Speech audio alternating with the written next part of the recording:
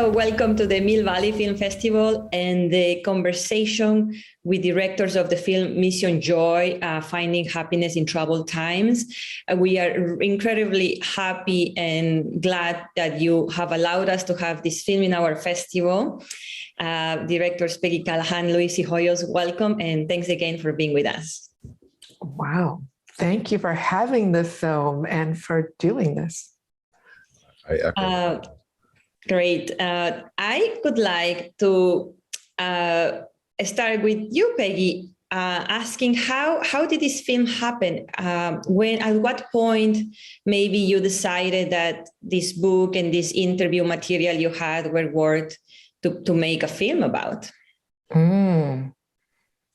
Interesting. Let's see. Well, first, the material was shot for the Book of Joy, and we did not have permission to make a film out of it then. We broke all the rules. Who shoots anything without having permission to use it? But we knew we only had one shot to get it. And that was a really great experience over a week in India at the Dalai Lama's home compound. And then fast forward, getting permission and all of that. And we got so lucky as we started to move forward and raise money for the film, all through donations, to have Louie come on. I mean, how do people get that lucky in this world? But we did.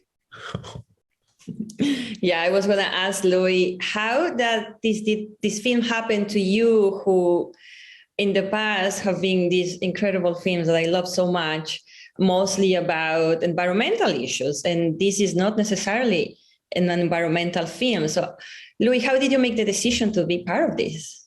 Well, I mean, first of all, it was sort of a organic way that it came about. I was at dinner and I found myself sitting next to the author, Doug Abrams, who authored the book with the Dalai Lama and Desmond Tutu. And he asked me what I did. And I said, well, I make documentaries. And then he told me that they had actually documented this conversation over, I think, 4.5 days. And I thought, he said, would you think could be made into a documentary? I said, well, let me see it. And so he sent me the links, and I felt myself transformed after I saw it. And I realized that, okay, I mean, if you're going to be doing environmental films, I mean, it's unless we can fix ourselves first, it's really hard to fix the environment.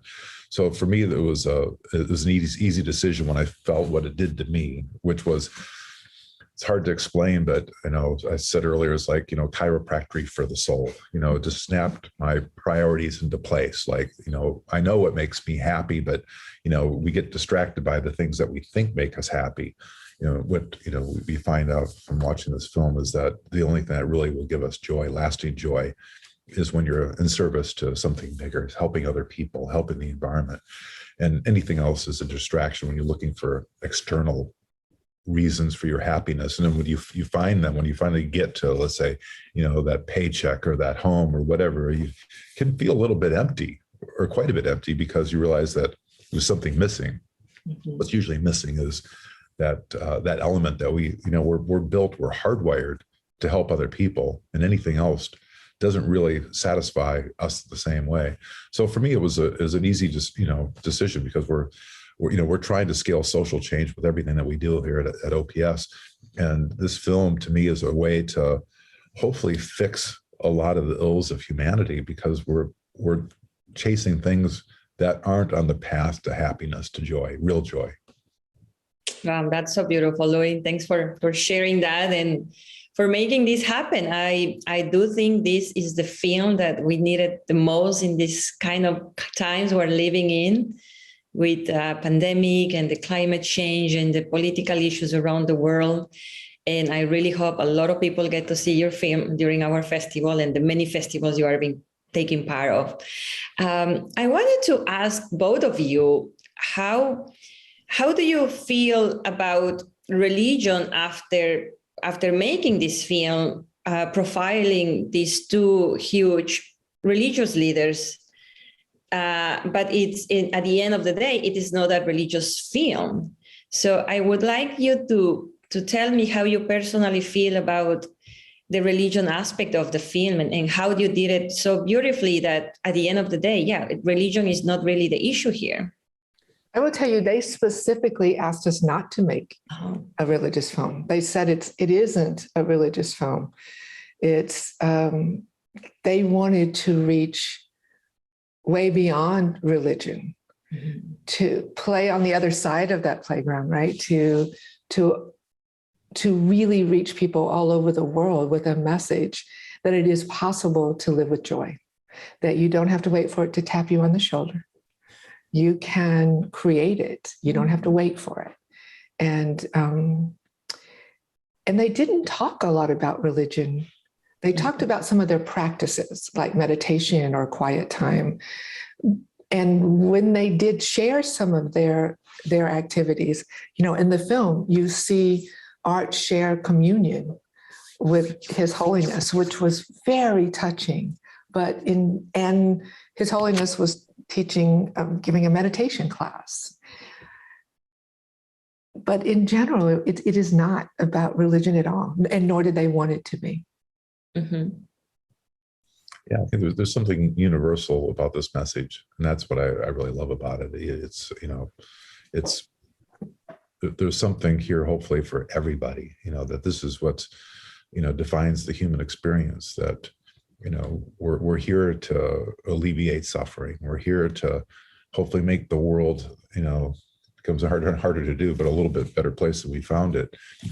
It's hard to do that with the environment, but you can certainly do it every day with the choices you make, with other people you meet, with everything, everything done with intention. So that to me was the message of the film. One of the big messages, the takeaways is, I know how to find joy now, and it's really simple to access. It's the simplest thing in the world to do, but maybe the hardest thing to do if you don't know why you're doing it, right? Because if you're sort of stumbling through life trying to just make ends meet, but it's easy to lose focus on these lessons, because life hits you. Like there's always a struggle. But if you're coming at it from this point of view of helping others or knowing how to get joy, then it's easier to, you're not stumbling around in the fog. You're extremely aware of what's going to give you joy. I think another really well-done component in the film you I think, brilliantly choose to add was the scientific point about joy and what actually that makes to our bodies and scientifically reviewed and studied by people. And talking to you, Peggy, the other day, you were telling me about this huge and very exciting experiment, if I can call it that, you want to put in place. And I would like you to explain us a little more what you're wanting to do with your citizen science project, but also how the science component was added to the film. Thanks, Maribel. The holy men wanted it, or we call them mischievous brothers, right? Because they kind of call each other mischievous brothers. So the mischievous brothers asked us to include science. They weren't afraid to have their beliefs challenged. And so they wanted us to bring in the science. And as you know, ancient wisdom, their learned experience, is absolutely backed up by neuroscience, right? So we brought in the neuroscience because of that. And then we're expanding it because it couldn't be a whole movie about neuroscience. That wouldn't be so interesting. And you really needed space for all their joy, right? You learned just by watching them in action and watching them tease each other. So we are expanding on that idea to get to as many people as possible around the world with a project called the Big Joy Project, which you will be able to find on our website, missionjoy.org. And it's so cool. I can't even believe it. People will be able to, all over the world, will be able to log in to a site and over the course of a week, do these micro actions that neuroscience tells us, and we already know, gives us joy, right? But over the course of the week, you will get this feedback and you will learn what kind of actions actually work best for you. And you will hear something like, and this is all hardcore science, with scientists from Berkeley and Harvard and UCSF, you will hear things like, oh, your joy level went up 14% this week. And because you're also doing acts that help the planet and it helps social justice issue, we're saying that joy is a very clean fuel, right? And it fuels you to be able to do the other stuff you want to do in life. So you get to sign up, you get to do these actions, you get response about what works for you. And scientists get to share this big data, not your personal data, that will never be shown, and really advance science around the world in joy. So you're not only feeling better yourself, you're helping the entire world learn more about works and make this place more joyful. And we all know we could use a little of that right now. Louie, I hear that this film actually really gave you so much, I feel, by your words. Maybe, what do you think people should do to find joy? What do you think is the first thing that we need to do to achieve it? See the film. Well, it's true. I mean, I can sit here and pontificate, but I'm just a filmmaker.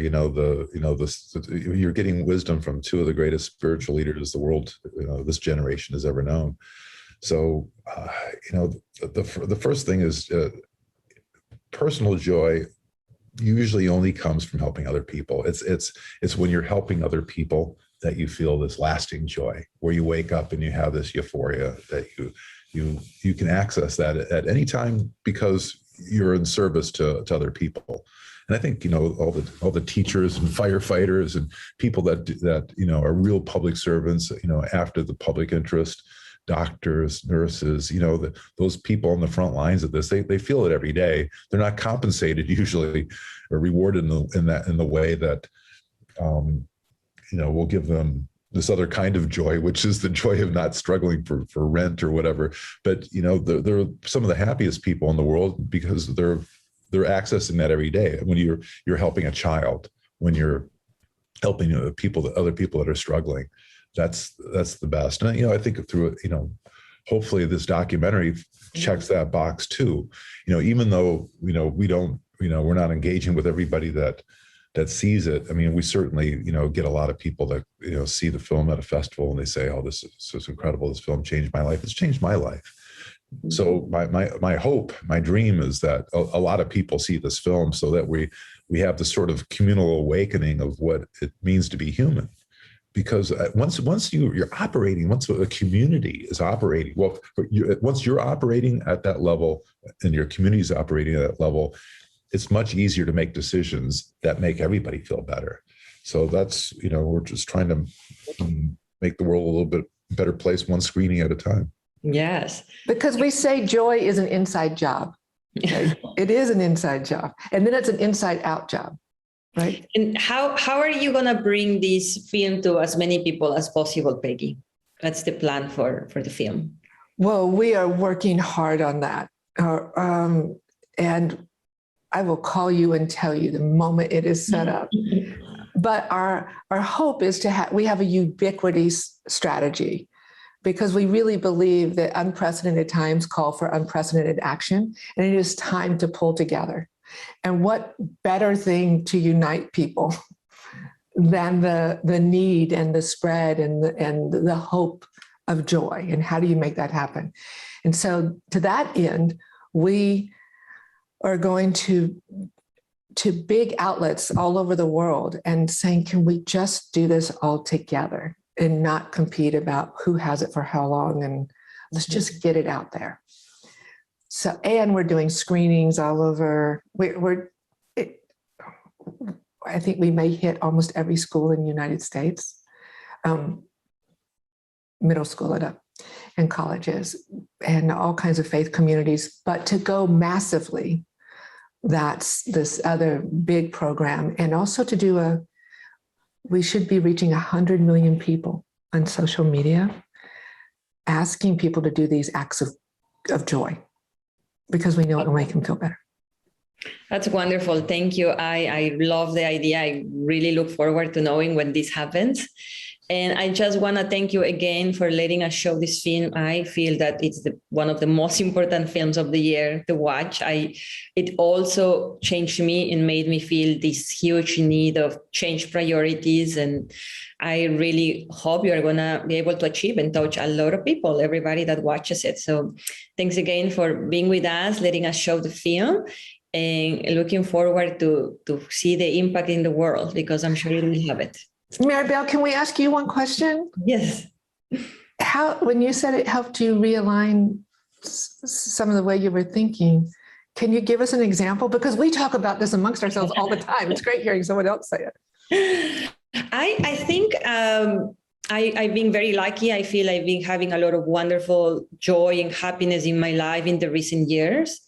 But the joy of helping others and feeling that satisfaction of being useful to society or to the environment, maybe I was doing it, but not paying much attention to it and not enjoying the joy that brought. So I think one thing for me was trying to realize my own impact and looking at my own acts and life and see what is probably bringing the most joy than others, probably like Louie. And I guess in the moment I put all my priorities in place, the priority of helping others really went above. And I don't think that was before watching the film. And I really agree that with these amazing world leaders, that the moment you help others, you feel wonderful and you don't need anybody to tell you, because it's all in there and you feel it. So that's what happened. Great seeing you, Maribel. Yeah, well, thank you. And thanks again. And well, I look forward to catching up with what's about these incredible next steps you have for the film. So good luck with that. Thank you so much. Thank you. Thank you.